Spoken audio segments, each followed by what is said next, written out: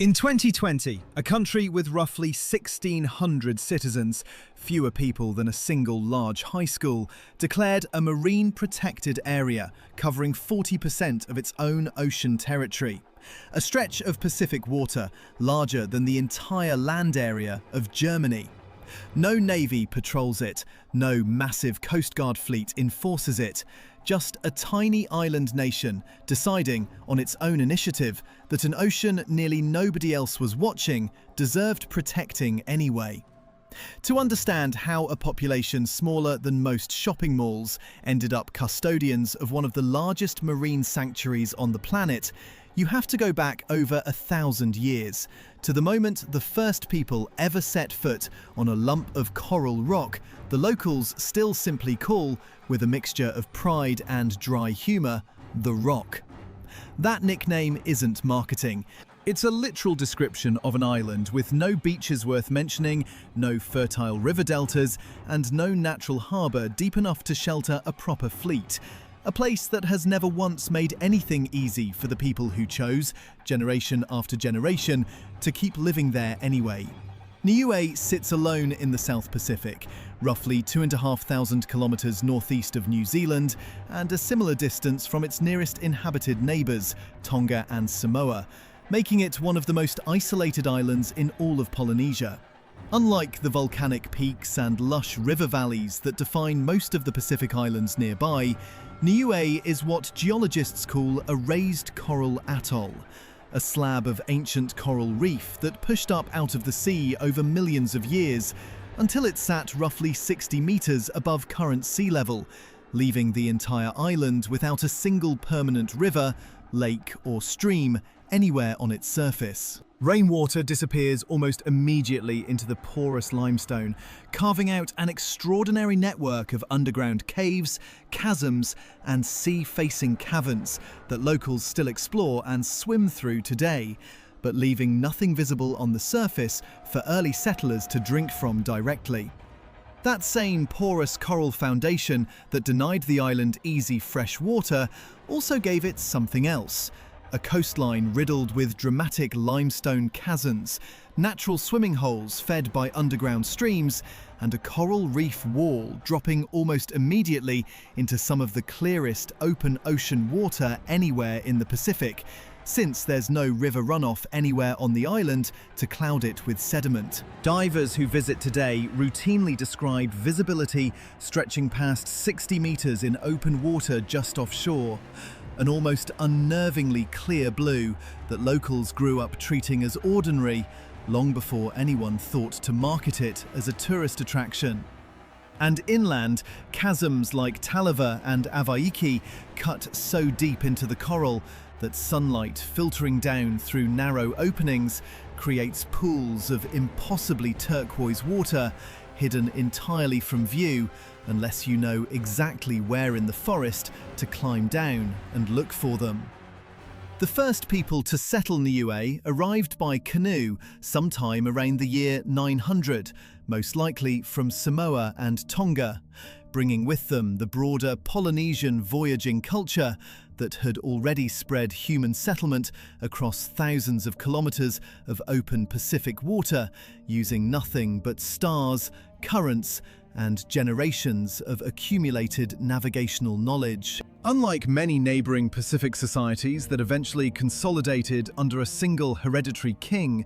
Niuean society, for most of its history, remained deliberately decentralised, organised instead around a patchwork of independent villages and clan leaders who cooperated on some matters and fiercely guarded their own autonomy on others. A political structure some historians believe developed specifically in response to the island's harsh, waterless terrain, which made large centralised settlements and standing armies far less practical than they were on more fertile islands nearby. Villages built their lives around small garden plots tucked into pockets of soil-filled coral sinkholes, supplemented constantly by fishing along the reef and foraging in the island's dense interior forest, developing a warrior tradition and a fierce reputation for defending their coastline that would very shortly become the island's first real brush with the outside world. Picture a young village leader we'll call Toafa standing watch on a coastal bluff sometime in the early 18th century, responsible for organising his community's response the moment any unfamiliar sail appeared on the horizon. A role passed down through his family for generations, precisely because the island's lack of a natural harbour meant any approaching vessel had to be assessed and, if necessary, repelled well before it ever got close enough to land a landing party ashore.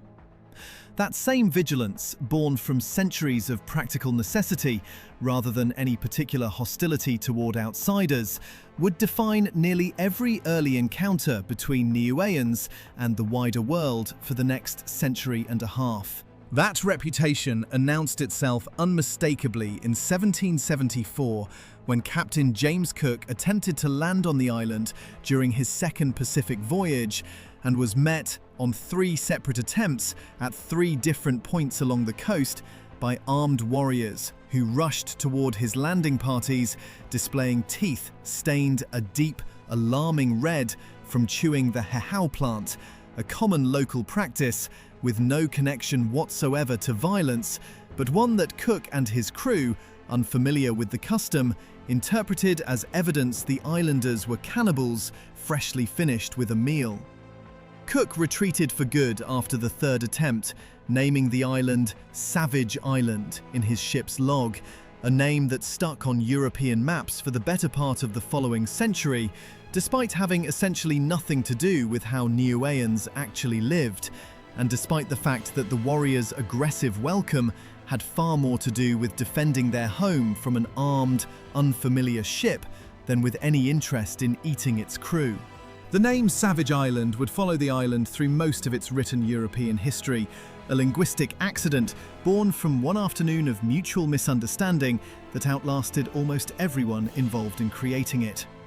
Cook himself, to his credit, recorded in his own journals that he suspected the red teeth and aggressive posturing were more likely a deliberate defensive display than genuine evidence of cannibalism. But the more sensational interpretation travelled faster and further than his own private skepticism ever did, and European mapmakers copying his charts had little incentive to soften a name that made for a far more memorable entry than whatever the island's own people actually called their home. Sustained outside contact didn't really begin until the 1830s, when the London Missionary Society, already active across much of Polynesia, began working to bring Christianity to an island whose reputation for repelling visitors had discouraged most previous attempts. The breakthrough came not from a European missionary at all, but from a Niuean man named Peniamina, who had left the island as a young man, encountered Christian teaching while living in Samoa, and returned home determined to convert his own people rather than wait for outsiders to attempt it themselves. Peniamina's early efforts met real resistance, including periods when he was forced to flee for his own safety as village leaders pushed back against a belief system that directly challenged existing spiritual and political authority. But within a few decades, Christianity had spread across the island's villages with a speed and thoroughness that surprised even the missionaries who had originally sent teachers to assist him. And the London Missionary Society's version of Protestant Christianity remains the dominant faith on the island to this day, a rare case of a Pacific Islands conversion being driven primarily by one of its own returning sons rather than by resident foreign missionaries. Peniamina reportedly carried little more than a Samoan language Bible and a handful of hymn translations when he first returned, preaching from village to village on foot along coastal paths that offered no easy shortcut between settlements, and the same decentralized political structure that had once made the island hard to conquer militarily turned out, ironically, to make it easier for a single, determined local convert to win over one village leader at a time, rather than needing to overcome a single, centralized authority capable of blocking the new religion outright. By the 1860s, a very different and far more dangerous kind of outside contact began reaching Niue's shores. Peruvian slave ships, engaged in what became known across the Pacific as blackbirding, the forced or deceptively recruited abduction of islanders to work under brutal conditions on plantations and in guano mines thousands of kilometers away in South America. Niue's villagers, already wary of outsiders after Cook's visit nearly a century earlier, responded to blackbirding raids with the same coordinated coastal vigilance that had once repelled European ships, organising lookouts and defensive parties specifically to prevent slavers from luring islanders aboard with false promises of trade or wages. The threat was serious enough and frightening enough that island leaders eventually made a deliberate political calculation. Better to formally request the protection of a distant, less immediately threatening imperial power than to keep fending off slave raiders alone indefinitely. A request that would set in motion the island's formal entry into the British colonial system by the century's end. Village lookouts reportedly grew skilled enough at recognising the distinctive rigging and hull profiles of known blackbirding vessels that several ships were turned away from the coast entirely before a single islander could be lured or forced aboard. A defensive record local oral history still treats with genuine pride, even as neighbouring island groups across Polynesia and Melanesia suffered devastating population losses to the same trade during roughly the same decades. It's worth pausing here on a connection to another island story this channel has already told, because the two places share more in common than their small size alone would suggest. The Isle of Man, a modest island sitting in the middle of the Irish Sea, roughly equidistant from England, Scotland, Ireland and Wales, spent centuries governing itself through Tynwald, the oldest continuously running parliament on Earth, while quietly watching wave after wave of its own population leave for opportunities on the larger islands surrounding it, eventually rebuilding its economy around international finance precisely because its small, stable, semi-independent legal system made it useful to the wider world in ways a larger, more ordinary jurisdiction couldn't easily replicate. Niue's own story follows a similar emotional shape from the opposite side of the planet. A tiny, fiercely self-governing population, historically wary of larger outside powers, eventually finding that its very smallness and independence, rather than being a permanent handicap, could become the exact quality that let it do something a bigger, more bureaucratically encumbered nation might never attempt at all. Both islands prove, oceans apart, that self-governance at a small scale isn't automatically a disadvantage waiting to be outgrown. Sometimes it's the entire point. Formal British protection arrived in 1900, when Niue became a British protectorate at the explicit request of its own chiefs. A request driven as much by fear of further slave raids and unwanted annexation by other competing powers as by any particular enthusiasm for British rule itself. Niuean chiefs had specifically petitioned Queen Victoria directly on more than one occasion in the preceding years, reasoning that formal recognition by a major imperial power, even one that showed little practical interest in actually administering such a small, remote possession, offered better protection than remaining fully independent and exposed to whichever slave ship or ambitious lesser power happened to sail past next.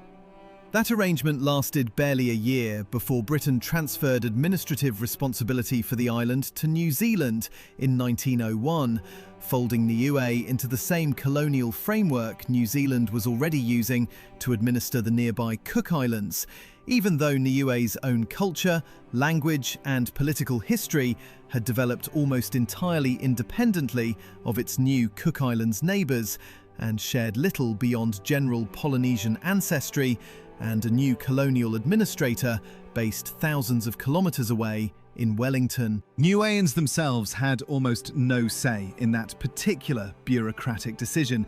made largely for the administrative convenience of officials in London and Wellington, rather than out of any careful consideration of the island's own distinct identity. A pattern of outside powers making consequential decisions about Niue's future, with minimal local input, that would recur in various forms for much of the following century. The following 7 decades under New Zealand administration brought genuine, measurable improvements in healthcare, education, and basic infrastructure that reduced disease and extended life expectancy considerably compared to the pre-contact era. But it also entrenched a lasting economic dependency that has shaped nearly every subsequent chapter of the island's history. New Zealand-appointed resident commissioners held broad authority over island affairs throughout this period, and while several took a genuine, sympathetic interest in Niuean welfare, the fundamental power dynamic remained one where decisions about the island's schools, land use, and economic priorities were ultimately made or approved by an administrator answerable to Wellington, rather than to the villagers actually living with the consequences.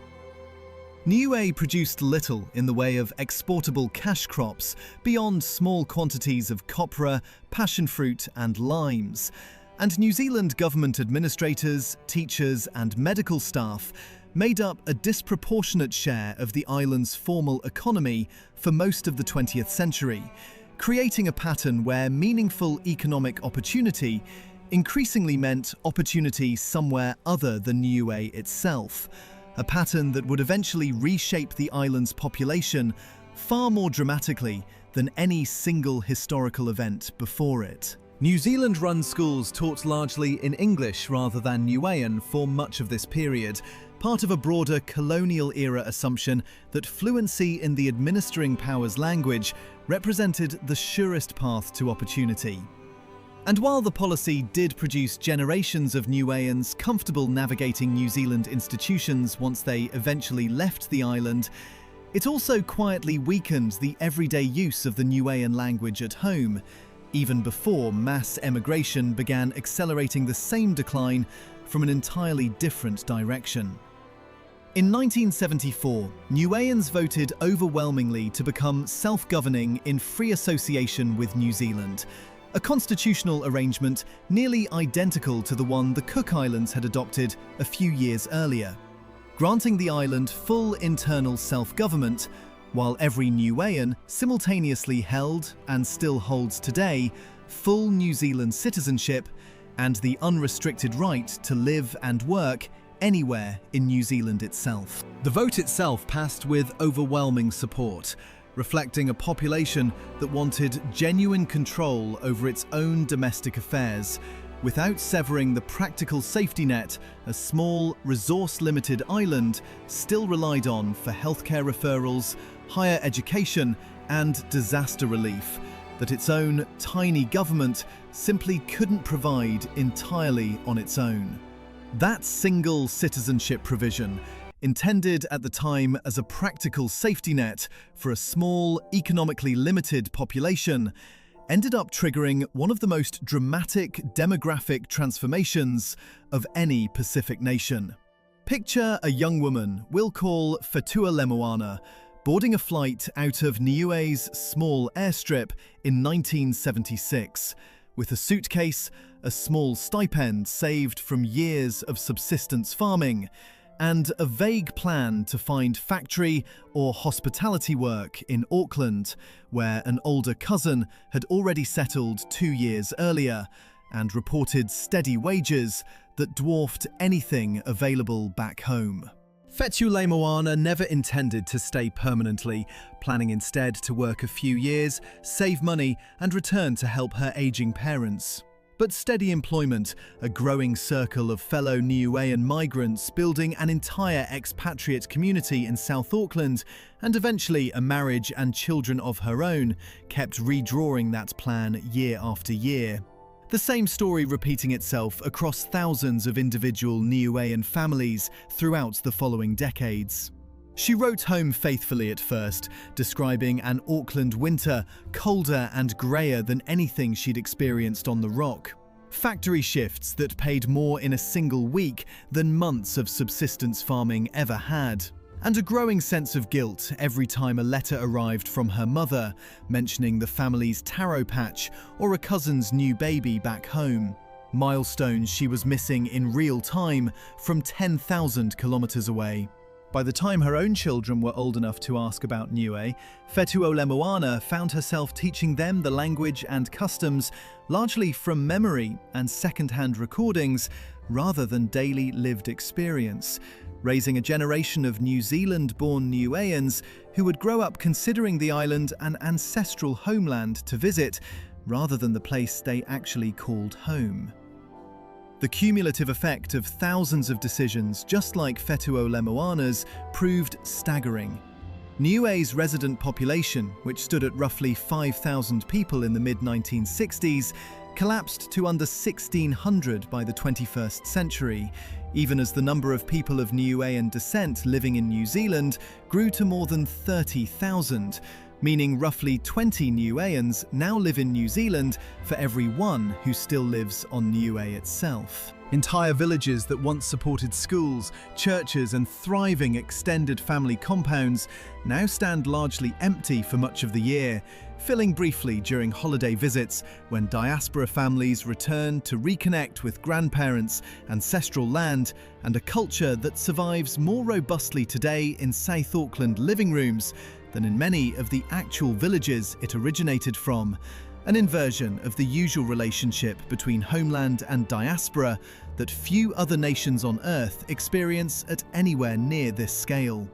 Whole extended family compounds that once housed 3 generations under connected roofs now sit maintained but largely unoccupied for 11 months of the year, kept in reasonable repair by whichever relatives remain, specifically so the annual Christmas and New Year homecoming, when flights from Auckland fill with returning families, has somewhere proper to gather. Government officials on Niue today openly acknowledge the strangeness of governing a nation where national rugby matches and church choir competitions in South Auckland routinely draw larger crowds of engaged Niueans than equivalent events held on the island itself,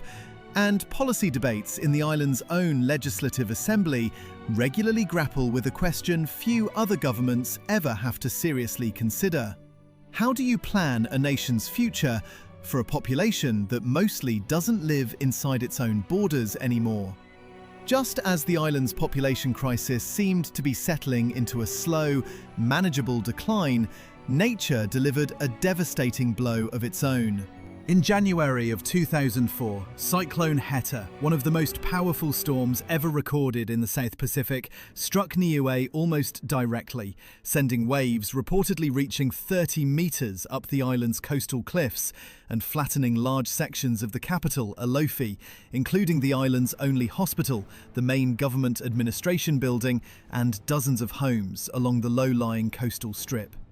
Remarkably, given the storm's sheer power, the death toll remained limited to a small handful of people, largely thanks to effective early warning and evacuation to higher ground inland. But the physical destruction accelerated an emigration wave that was already well underway, with some residents choosing, in the storm's immediate aftermath, that rebuilding a life on an island this vulnerable and this depopulated no longer made sense compared to permanently joining family already established in New Zealand. Reconstruction aid arrived from New Zealand, Australia, and several international relief agencies, and within a few years, Alofi's hospital and government offices had been rebuilt to more resilient modern standards on marginally higher ground.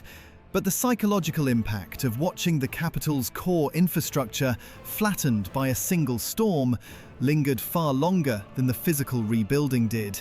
And Cyclone Heta remains, for most Niueans still living on the island today, the single most vividly remembered event of their own lifetimes, discussed with the specific, detailed clarity people usually reserve for genuinely defining moments rather than ordinary weather. Survivors still describe the strange, thick silence in the minutes before the storm's core arrived. the sea pulling back further than anyone on the island had ever witnessed, and the sound of 30-metre waves striking the coastal cliffs described less as a crash than a continuous, deafening roar that some residents compared afterward to standing beside a jet engine for hours without any way to escape the noise. Facing a population too small to sustain most conventional industries and a geography too isolated for most large-scale agricultural exports, Niue's government spent the following decades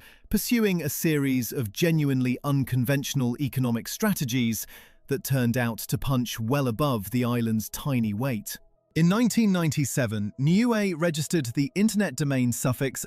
.nu, and rather than reserving it purely for local use, leased the rights internationally, discovering an unexpectedly lucrative market in the Netherlands, where the word nu happens to mean now in Dutch, making .nu web addresses genuinely appealing to Dutch businesses wanting a short, meaningful domain name, generating steady licensing revenue for the tiny national government from a linguistic coincidence nobody involved in registering the domain could have planned for. At its peak, .nu domain licensing reportedly generated enough annual revenue to meaningfully supplement the island's entire government budget, an almost absurd outcome for a decision originally made mostly to give the island some kind of functioning internet presence, rather than as any deliberate international business strategy.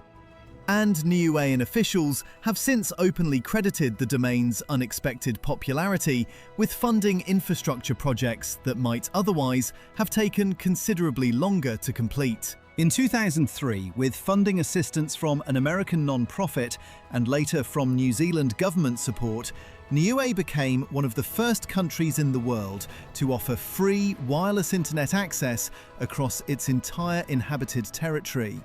turning an infrastructure limitation, a small population too dispersed to justify conventional telecom investment, into a genuine point of national distinction that international tech journalists covered as a curiosity precisely because almost nowhere else on Earth had managed it at a whole country scale.